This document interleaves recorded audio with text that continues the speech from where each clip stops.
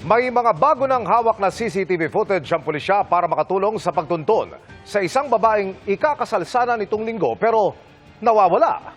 Nakatutok si Marisol Abduraman. Nitong December 14 dapat ang kasal ni Mark R.J. Reyes at fiancé ni si Shera D1. Pero ang tanging hawak ni Mark ang inarkilang bestidang pangkasal ni Shera na Miyerkules pa nawawala. Nag-message siya sa akin agad na pupunta siya ng FCM to buy bridal shoes po. Sabi niya sa akin, doon na lang daw siya bibili para makamura daw po.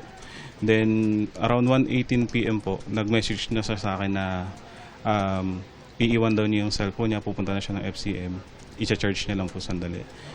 Na-trace nila ang dinaanan ni Shera. Nahagip siya ng CCTV sa labas ng bahay nila nang lumabas si Shera at isang kuha mula sa barangay papunta sa sakayan. Wala po kaming away, especially during that day. Ayoko naman po sanang isipin, sir, na may nanguha sa kanya o ano. Kasi di naman po kami, sir, na yung pamilya na may pera. Nakikipag-ugnay na si Mark at pamilya niya sa QCPD Station Women and Children's Concerned Section. Sa pag-iimbestiga, may nakitang isa pang CCTV ang QCPD. Kuha Sabado ng umaga sa Commonwealth Avenue. Makikita dito ang isang babae na sasakay sa bus. Ayon sa QCPD, posibleng ito ang nawawalang bride-to-be. Sumakay siya ng isang bus. Kaya po ngayong araw hinahanap po yun. At binigyan po natin ng different tasking ang mga follow-up natin. Itinun over ng cellphone ni Shera sa pulisya. Palaisipan daw kung bakit iniwan ang cellphone ni Shera. Ang explanation po ng partner niya, 2 beses na yata na misplace yung cellphone at kaya iniwan.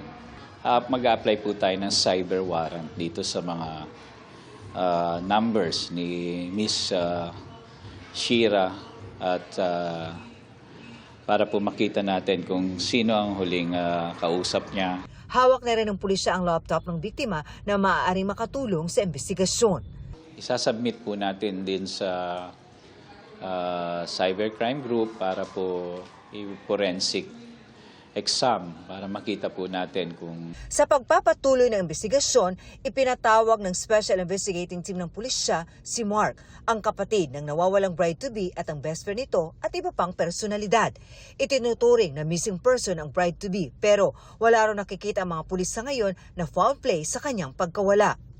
Unless na makita talaga natin doon sa pagsakay niya or yung pagbaba niya na merong kasama siya na medyo threatening sa kanya. Yung sa mga trabaho nila, wala namang threatening doon eh. Kasi mga regular employees lang sila. At tinanong din natin kung may kagalit. Wala naman po. Mga ordinaryong mamamayan lang din sila. Kaya nananawagan sa kanya ang QCPD.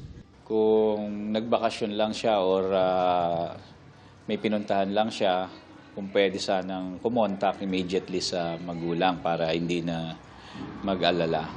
Para sa GMA Integrated News, Marisol Abduraman, Nakatuto, 24 Oras.